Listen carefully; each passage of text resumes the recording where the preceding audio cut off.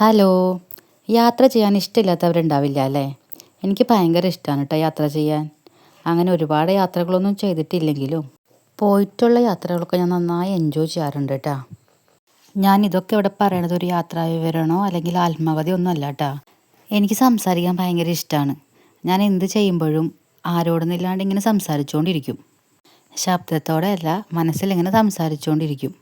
ഇവിടെ ആകുമ്പോൾ ശബ്ദത്തോടെ സംസാരിക്കുകയും ചെയ്യാം, ആരെങ്കിലുമൊക്കെ കേൾക്കാനും ഉണ്ടാവും. അപ്പം ഞാൻ പറഞ്ഞത് യാത്ര പോണ കാര്യം. നമ്മൾ എത്ര യാത്ര പോയിട്ടുണ്ടെങ്കിലും എല്ലാ യാത്രകളും വ്യത്യസ്തങ്ങളായിരിക്കും. ഇനി എവിടേക്കെങ്കിലും യാത്ര പോകാൻ പ്ലാൻ ചെയ്തിട്ടുണ്ടെങ്കിലോ പോകുന്നത് വരെ ഭയങ്കര എക്സൈറ്റ്മെൻ്റ് ആയിരിക്കും. നമുക്ക് ഏറ്റവും ഇഷ്ടപ്പെട്ടവരുടെ കൂടെയാണെങ്കിൽ പിന്നെ പറയാൻ വേണ്ട. നമ്മളുടെ മൈൻഡ് റിലാക്സ് ആവാൻ യാത്രനേക്കാൾ നല്ലൊരു മാർഗം വേറെ ഇല്ല കേട്ടോ. നമ്മൾ എത്ര ടെൻഷൻ അടിച്ചിരിക്കുകയാണെങ്കിലും പുറത്തുള്ള കാഴ്ചകളൊക്കെ കാണുന്നതിൻ്റെ ഇടയിൽ എപ്പോഴോ നമ്മളുടെ ടെൻഷൻ നമ്മൾ മറന്ന് ആ കാഴ്ച മാത്രമായിരിക്കും ശ്രദ്ധിക്കുന്നുണ്ടാവുക. പാട്ടൊക്കെ കേട്ട് അങ്ങനെ പോകാൻ നല്ല രസമല്ലേ? അപ്പോൾ വഴിയരികിൽ കാണുന്ന കാര്യങ്ങളൊക്കെ നമുക്ക് ആ പാട്ടുമായിട്ട് ബന്ധമുള്ളതായിട്ട് തോന്നും. എനിക്കങ്ങനെ തോന്നാറുണ്ട് കേട്ടോ. നമ്മൾ പോകാൻ പ്ലാൻ ചെയ്ത സ്ഥലത്തേക്കാളും അവിടെ എത്തുന്നതിന് മുമ്പുള്ള യാത്രയാണ് ഞാൻ ശരിക്കും എൻജോയ് ചെയ്യാറുള്ളത്. പിന്നെ എൻ്റെ കാര്യം പറയുകയാണെങ്കിൽ ഫുഡ് ഒരു പ്രധാന സംഭവമാണ്. വഴിയിലെ കാഴ്ചകളും പാട്ടും ഒക്കെ കേട്ട് അങ്ങനെ ഇരിക്കുമ്പോൾ എന്തെങ്കിലുമൊക്കെ കഴിച്ചുകൊണ്ടിരിക്കാനാണ് എനിക്കിഷ്ടം. പിന്നെ നമ്മൾ യാത്ര ചെയ്ത് ചെല്ലുന്നിടത്ത് സ്പെഷ്യൽ ഫുഡ് ടേസ്റ്റ് ചെയ്യാൻ എല്ലാവർക്കും ഇഷ്ടമായിരിക്കും. എനിക്കും അത് ഭയങ്കര ഇഷ്ടമാണ്.